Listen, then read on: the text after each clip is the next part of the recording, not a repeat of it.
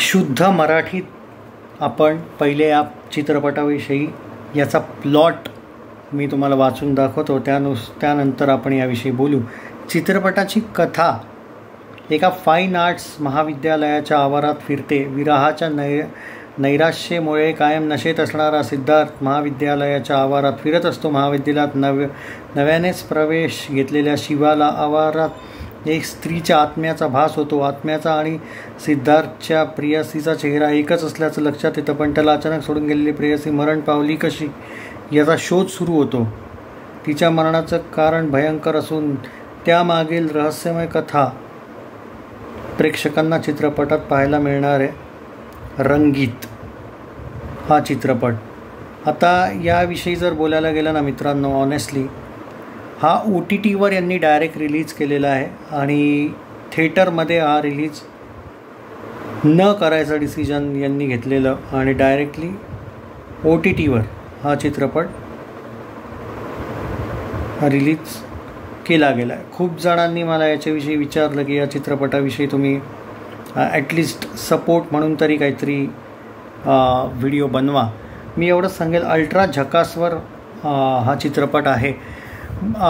Honestly speaking या चित्रपटाचा trailer वगैरे तुम्हाला माहिती की OTTवर जेव्हा केव्हा चित्रपट वगैरे येतात OTTवर डायरेक्ट किंवा वेबसिरीज लेट मी रिव्ह्यू करतो कधी पण आज मला अर्ली रिव्ह्यूजसाठी खूप जणांचे मेसेजेस आलेले. हे पण 2-3 रिव्ह्यूज मी बघितलेला, चांगला रिस्पॉन्स मिळाला आहे. पण यार ऑनेस्टली स्पीकिंग याचा ट्रेलर पण मी बघितला आहे. मी ओव्हरऑल जर सांगेल तर हा चित्रपट ॲक्च्युली चांगली इंटरेस्टिंग स्टोरी वाईज आहे आणि 2-3 रिव्ह्यूज मी डेफिनेटली जे बघितले ते चांगलेच होते. पण प्रश्न हा उठतो की मराठी चित्रपटांना OTTवर का यावं लागलं. कारण मला जास्त आश्चर्य याचं वाटते, सध्या बॉलिवूड फिल्म्सची वाट लागली. अशामध्ये तुम्ही स्क्रीन स्पेस म्हणजे मे बी जर प्रोड्युसर डायरेक्टरचं डिसिजन आहे तर चांगली गोष्ट आहे की पैसे वाचवायचं असेल, त्यांना बिलीव्ह नसेल चित्रपटाच्या सक्सेसवर, पण तरी पण हे थोडं वाईट पण वाटलं. बाकी ओव्हरऑल स्टोरी वाईज कन्सेप्ट ठीक आहे यार. म्हणजे आता इतके हिंदी रिव्ह्यूज झाले ना की तोंडात हिंदी शब्दही जास्त येतात. पण ओव्हरऑल जर बोलायला गेलं तर चित्रपटात सिम्पल आहे यार, चांगला आहे. स्टोरी वाईज एक थरारक थ्रिलर म्हणू शकतो आपण याला.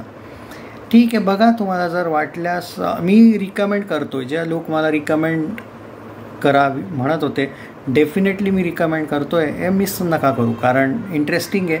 मला सध्या तर म्हणजे खूप जास्त ॲक्च्युली नाही आहे वेळ. मी डेफिनेटली याचा माझा रिस्पॉन्स नंतर सांगेल. पण ट्विटर रिव्ह्यूज वाईज मला 3, 3.5 आणि 3 तिन्ही रिव्ह्यूज होते. आय डोंट थिंक की 4 आणि 2.5 वगैरे रिव्ह्यूज होते.